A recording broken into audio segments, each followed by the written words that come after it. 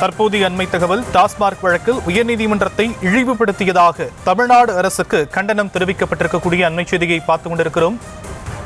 சென்னை உயர்நீதிமன்றம் தமிழக அரசுக்கு கண்டனத்தை பதிவு செய்திருக்கிறது. டாஸ்மாக் வழக்கில் உயர்நீதிமன்றத்தை இழிவுபடுத்தியதாக தமிழ்நாடு அரசுக்கு கண்டனத்தை பதிவு செய்திருக்கக்கூடிய அண்மை செய்தி. வழக்கை விசாரணைக்கு வந்தபோதே உச்சநீதிமன்றம் செல்வதாக கூறியிருந்தால் நாங்கள் பட்டியலிட்டிருக்க மாட்டோம் என நீதிபதிகள் தரப்பில் தெரிவிக்கப்பட்டிருக்கக்கூடிய அண்மை செய்தி.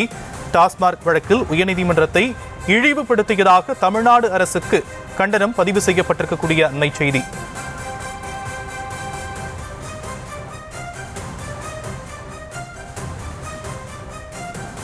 கூடுதல் விவரங்களை நம்முடைய செய்தியாளர் மதியழகன் வழங்க நாம் கேட்கலாம். மதியழகன், இந்த வழக்கில் நீதிபதிகள் வேறு என்னென்ன விஷயங்களை குறிப்பிட்டிருக்கிறாங்க?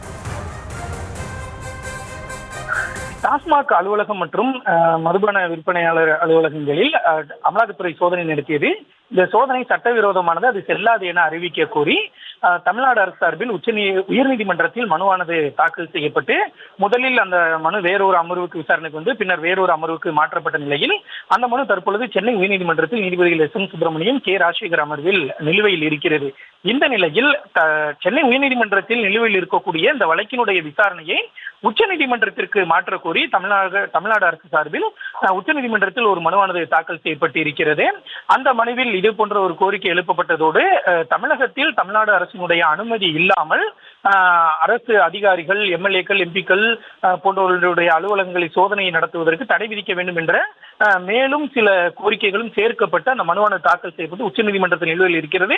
அந்த மனு உச்சநீதிமன்ற தலைமை நீதிபதி அமர்வில் இன்றைய தினம் இன்னும் சற்று நேரத்தில் விசாரணைக்கு வர இருக்கிறது. இந்த நிலையில் முன்னதாக தமிழ்நாடு அரசு உயர்நீதிமன்றத்தில் தாக்கல் செய்த மனுவும் இன்றைய தினம் விசாரணைக்கு பட்டியலிடப்பட்டு 21வது வழக்காக இருக்கிறது.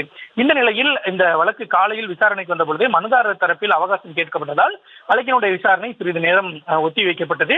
மீண்டும் இந்த வழக்கு விசாரணைக்கு எடுக்கப்பட்டது. அப்பொழுது அரசு சார்பில் ஆஜரான வழக்கறிஞர் இது போன்று, அதாவது உயர்நீதிமன்றத்தில் நிலுவையில் இருக்கிற வழக்கை உச்சநீதிமன்றத்திற்கு மாற்ற கோரி உச்சநீதிமன்றத்தில் மனு தாக்கல் செய்யப்பட்டுள்ளதாகவும் அந்த மனு இன்னும் சற்று நேரத்தில் விசாரணைக்கு வர இருப்பதாகவும் அதனால் இந்த வழக்கினுடைய விசாரணையை ஒத்திவைக்க வேண்டும் அல்லது சிறிது நேரம் கழித்து விசாரணைக்கு எடுக்கலாம் என்ற ஒரு கோரிக்கையை முன்வைத்தார்.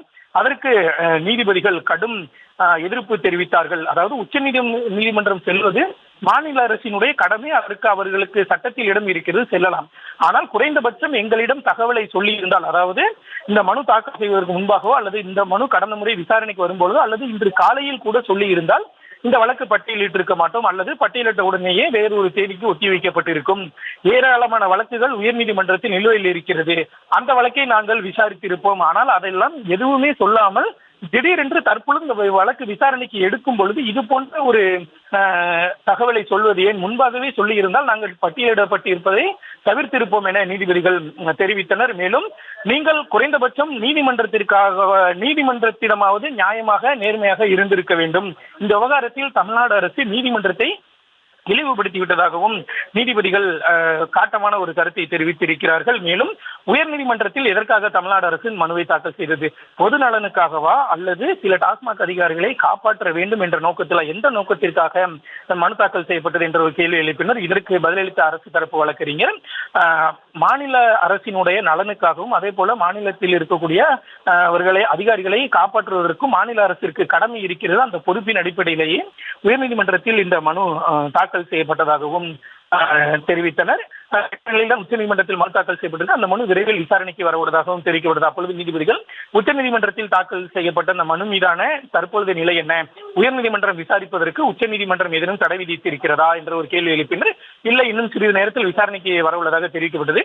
உச்சநீதிமன்றம் தடை எதுவும் விதிக்காத நிலையில் நாங்கள் ஏன் காத்திருக்க வேண்டும் என்ற ஒரு கேள்வியும் நீதிபதிகள் முன்வைத்தார்கள். இதனைத் தொடர்ந்து இன்று பிற்பகல் 2:15 மணி வரை, அதாவது உணவு இடைவேளை முடிந்து மீண்டும் நீதிமன்றம் செயல்படும் நேரம் வரை நாங்கள் காத்திருக்கிறோம். அதற்குள்ளாக உச்சநீதிமன்றத்தில் இந்த வழக்கு எடுக்கப்பட்டு ஏதேனும் உத்தரவு பிறப்பிக்கப்பட்டால் சரி, இல்லை என்றால் 2:15 மணிக்கு இந்த வழக்கில் தமிழ்நாடு அரசு தங்கள் தரப்பு வாதத்தை உயர்நீதிமன்றத்தில் தொடங்க வேண்டும் என்ற ஒரு கருத்தையும் நீதிபதிகள் தெரிவித்து இந்த வழக்கினுடைய விசாரணையை சிறிது நேரத்துக்கு ஒத்திவைத்திருக்கிறார்கள்.